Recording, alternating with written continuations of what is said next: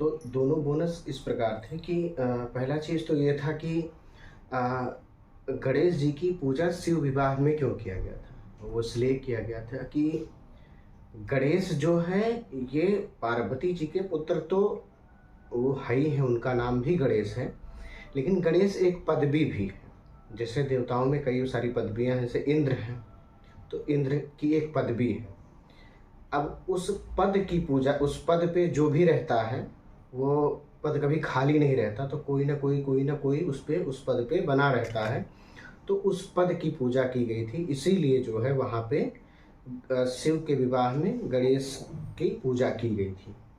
अच्छा, दूसरा बोनस ये था कि गणेश जी की पूजा पहले क्यों की जाती है, सबसे पहले जब पूजा क्यों की जाती है। तो कुछ ग्रंथों में या कुछ ऐसे कुछ कहानियाँ हैं कि एक बार सारे देवता मिलके बैठे थे, तो उन्होंने सोचा कि जब पूजा सबका होता है तो सबसे पहले पूजा किसकी की जाए।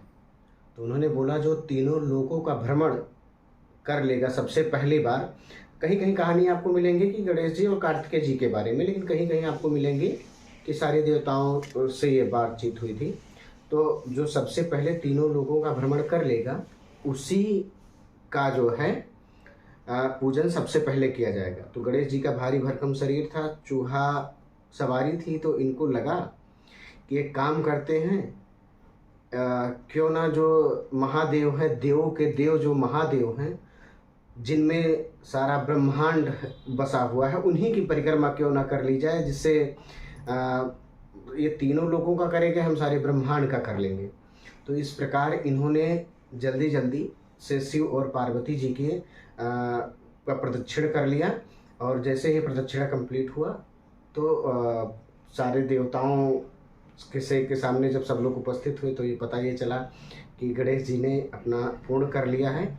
इसीलिए सबका जो है किया जाएगा, सबसे पहले पूजा अब गणेश जी के की जाएगी। एक चीज़ थोड़ा सा और क्लियर कर देना चाहूँगा, जो ब्रह्मरंध्र था उस चक्र में, कि ब्रह्मरंध्र क्या होता है। ब्रह्मरंध्र को जानने के बाद व्यक्ति जो होता है वो ब्रह्म को जान पाता है। ब्रह्म है क्या चीज़, ब्रह्म ज्ञान जब व्यक्ति को हो जाता है तो वो किसी में विभेद फिर नहीं करता, वो प्रकृति को ही हर जगह मानता है। ये मानता है कि सब कुछ, जितने भी तत्व हैं, जितने भी जीव हैं या जो भी, वो प्रकृति के ही स्वरूप हैं।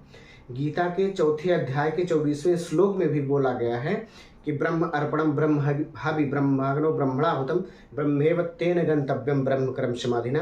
अर्थात सब कुछ ब्रह्म है। एक हवन का उन्होंने एग्जाम्पल उसमें लिया था कि ब्रह्म अर्पणम यानी अर्पण भी ब्रह्म है, ब्रह्म हवि भी है, ब्रह्म अग्नि भी है, ब्रह्मणाहुतम जो आहुति कर रहा है वो भी ब्रह्म है, ब्रह्मेव तेन गंतव्यम, ये ब्रह्म में ही जा रहा है। और ब्रह्म कर्म समाधि ना, ब्रह्म के ही कर्म को ये सिद्ध कर रहा है। इस प्रकार कुछ ऐसा था। तो ब्रह्म ज्ञान जिसको हो जाता है वो कुंडली जागरण तभी पूर्ण मानी जाती है। बहुत बहुत धन्यवाद।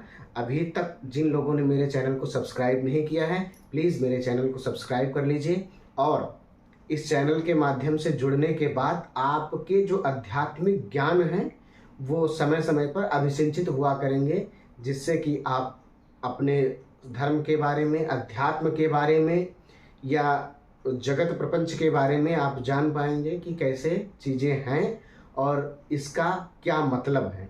बहुत बहुत धन्यवाद, बहुत बहुत साधुवाद। जय सिया राम, जय श्री गणेश।